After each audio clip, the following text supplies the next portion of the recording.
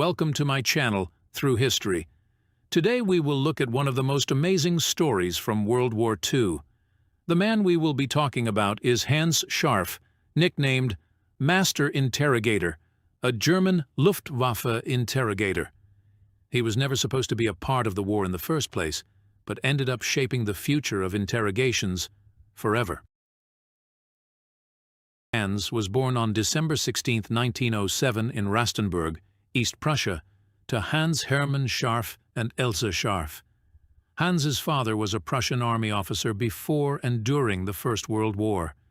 His father would end up dying in World War I due to wounds he received on the Western Front in France in 1916.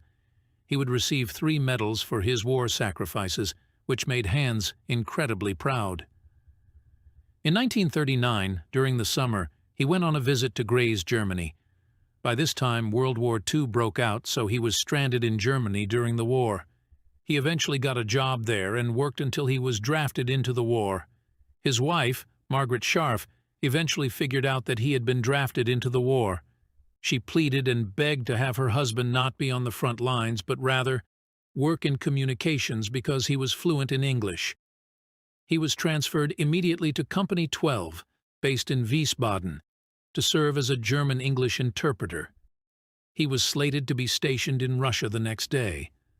During the war, Hans worked in the interrogation unit and interrupted conversations between the Germans and the Allied fighters they had captured. After watching the way the Germans abused and physically beat the Allied fighters into confessions, he vowed to come up with a better way to interrogate future captured individuals. His new technique would use kindness instead of torture for confessions. He would be kind and get the information out of them that way. This technique shaped the American ways of interrogation for good. After World War II, he immigrated to the United States and taught many classes on interrogations and helped the American interrogators be better at their craft. He would go on to create many beautiful mosaics in the United States. One of his most famous mosaics is a 15-foot wall telling the story of Cinderella in the Cinderella Castle in Walt Disney World in Orlando, Florida.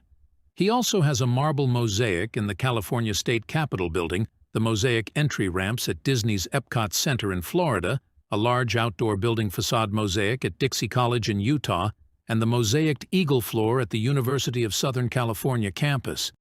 He would later die in 1992, leaving his business to his stepdaughter, who would die in 2022. Thanks for watching my channel. Please like and subscribe for more war stories.